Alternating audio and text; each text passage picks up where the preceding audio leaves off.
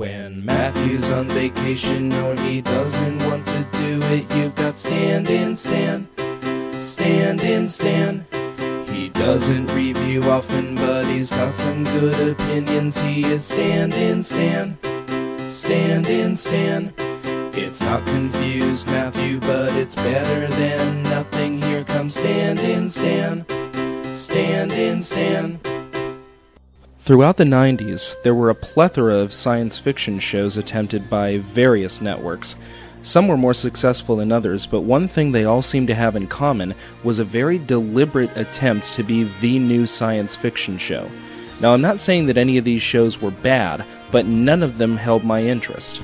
But then came a new Gene Roddenberry series called Earth Final Conflict, and right off the bat I was intrigued by the show, and how different it was, not only from Star Trek, which of course was what Roddenberry was most famous for, but from most other science fiction in general.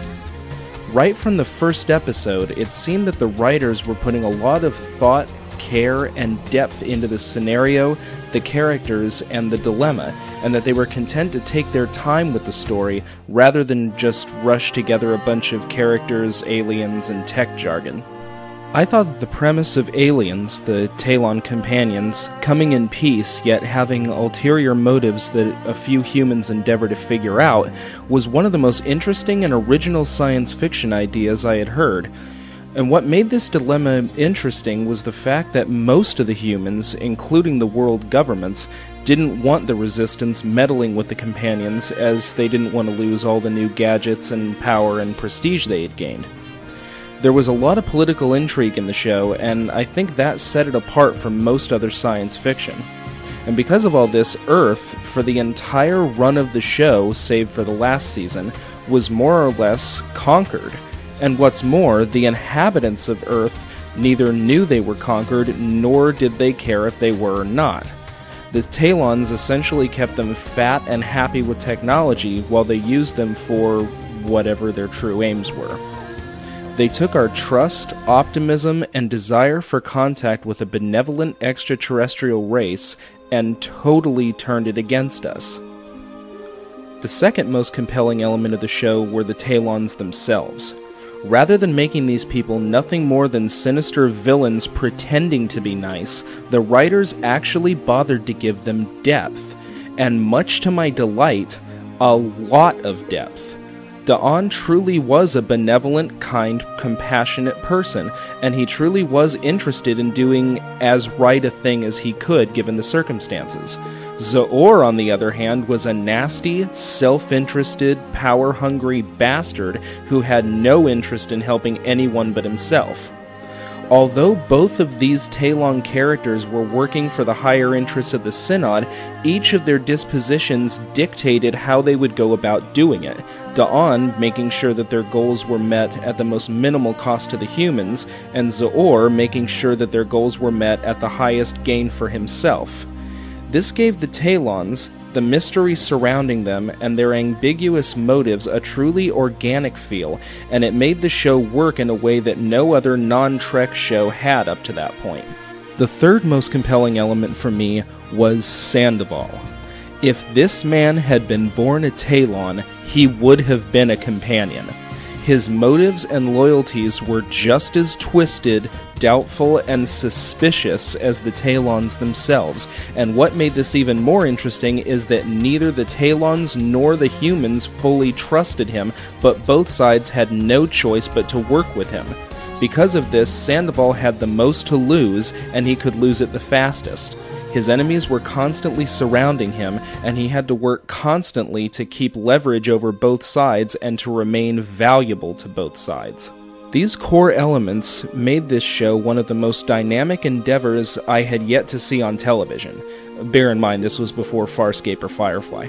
But here are a few of the problems that unfortunately dragged the show down with each new season. First, the human characters. I didn't really care much about any of them. I sort of cared about Boone and his relationship with Da'an, but he's killed off so early in the show that it ends up amounting to very little. After that, Liam is the main human character, and, well, I just never found anything besides his backstory very interesting, and I never really liked the way the actor played him. The others, Augur, Marquette, and the rest, I never really cared for either. They all just seemed more like exposition devices than characters. Second, the overstory. There is a lot of intrigue about what the Talons are really after, but the more we learn, the more convoluted and less interesting it becomes, and frankly, when we finally learn what they really want from humanity, I thought it was kind of silly. And, there must have been an easier way to achieve it. Bottom line, the writers should have kept it simple rather than bringing in so many new backstories, sub-races, and plot devices into it. Finally, Season 5.